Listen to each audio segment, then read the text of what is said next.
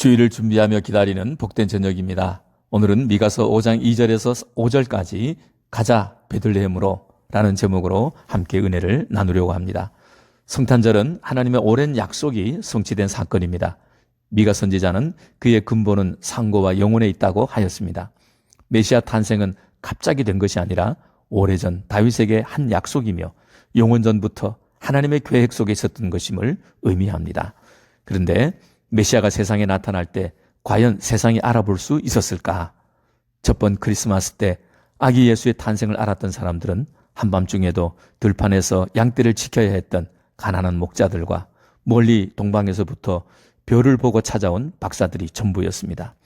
그 땅의 통치자였던 헤롯 왕도 가장 성경을 잘 알고 있었던 제사장과 서기관들도 알지 못했습니다. 그 이유는 그들은 하나님을 믿는다고 하면서도 세상에 메시아를 보내시는 하나님이 어떤 분인지 몰랐고 따라서 그분이 어떤 방식으로 일하시는지도 몰랐기 때문입니다. 하나님은 사람들이 메시아를 알아볼 수 있도록 예언 속에 중요한 코드를 새겨주셨습니다. 미가 선지자는 태어날 곳은 유대 땅 베들레헴 목자의 일을 하며 온 땅이 그로 인해 평화를 누릴 것이라고 했습니다. 이사야 선지자는 처녀가 잉태할 것이며 다윗의 후손에서 나오고 이름은 임마누엘, 이방인의 경배를 받을 것이라고 했습니다. 이 모든 코드가 가리키는 한 점이 예수 그리스도의 탄생 사건이며 성탄절의 이야기입니다. 하나님은 약속의 하나님이십니다. 약속을 이루심으로 하나님의 하나님 되심을 스스로 증명하십니다. 말한 대로 항상 행하시고 약속을 반드시 이루시는 하나님만이 참되고 신실한 분이십니다.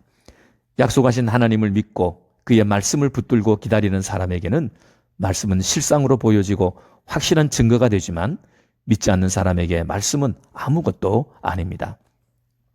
2절에 베들레헴 에브라다야 너는 유다 족속 중에 작을지라도 이스라엘을 다스릴 자가 내게서 내게로 나올 것이다.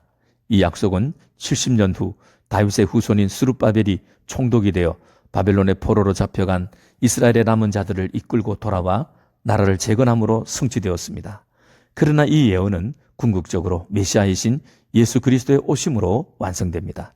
그리고 오늘도 베들레헴 동네처럼 별 볼 일 없고 소망 없는 인생을 살아가는 사람들에게도 예수의 탄생과 같은 놀라운 하나님의 일은 일어나고 있습니다.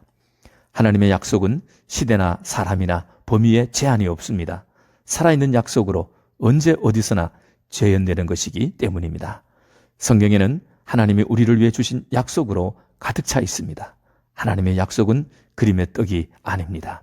실제적이고 구체적인 것으로 우리에게 이미 와 있습니다. 그러나 그 열매를 잡을 때는 기다려야 합니다. 3절에 여인이 해산하기까지 그들을 붙여두시겠고 그 후에 남은 자가 돌아오리라고 말씀했습니다. 약속이 이거하기 위해서는 해산의 수고가 따라옵니다. 그 열매는 믿음으로 약속을 받고 고난 가운데에도 소망으로 참고 견디는 사람들의 것입니다.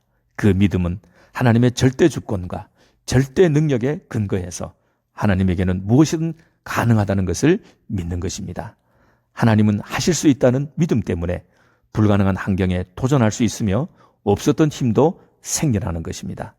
성도들을 보면서 제일 억울하게 생각되는 것은 한번 해보고는 안 된다고 포기하는 사람입니다. 세상은 숭고한 사람들의 말만 믿고 너도 할 수 있으라고 1%에서 일어난 일을 누구나 할 수 있는 것처럼 말합니다. 그리스도인에게 가능성은 나에게 있는 것이 아니라 하나님과 그의 말씀에 있습니다. 하나님이 하시기 때문에 누구에게나 언제나 일어날 수 있는 약속입니다. 성경은 아브라함, 다윗, 모세, 어떤 개인이나 그가 가진 능력에 초점이 있는 게 아니라 하나님이 일하신다에 맞추어져 있습니다.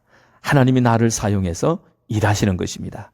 하나님은 우리의 형편이나 조건에 상관없이 누구든지 쓰십니다. 우리가 할 일은 내 능력을 강화시키고 내가 능력자가 되는 것이 아닙니다. 전능하신 하나님이 나를 통해 일하시도록 내 모습 그대로를 하나님에게 맡기는 믿음입니다. 세상에서는 할 수 있는 능력을 가진 특별한 사람에게만 기회와 성공이 주어집니다. 세상이 주는 희망의 근거는 내가 가진 힘에 있습니다. 그런데 그 힘이 깨어지고 없어졌을 때 내가 볼 수 없는 미래를 보게 해주고 이미 끝난 이야기라도 다시 시작하게 하는 것이 하나님의 말씀입니다. 하나님의 방식은 세상의 방식과 다릅니다.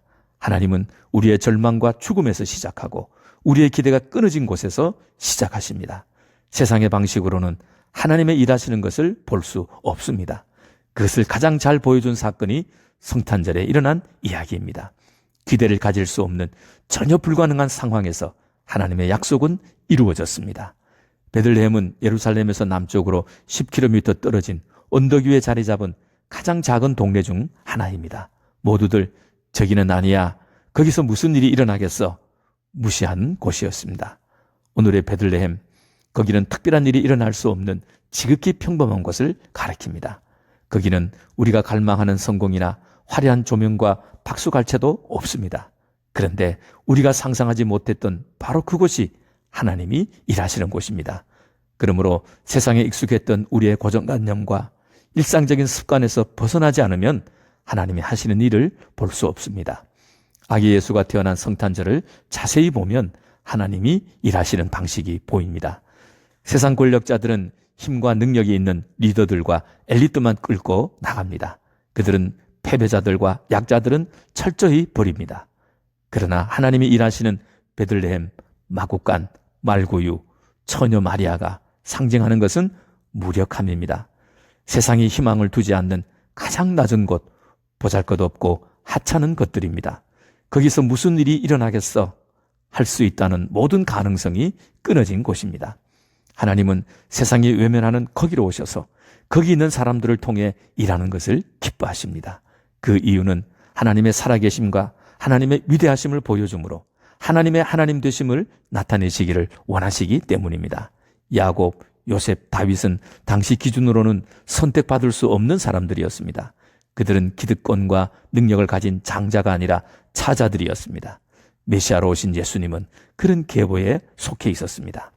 그들은 자신의 신분과 능력에서 출발하지 않았고 오직 하나님의 능력과 그 이름의 존귀함만을 의지하였습니다.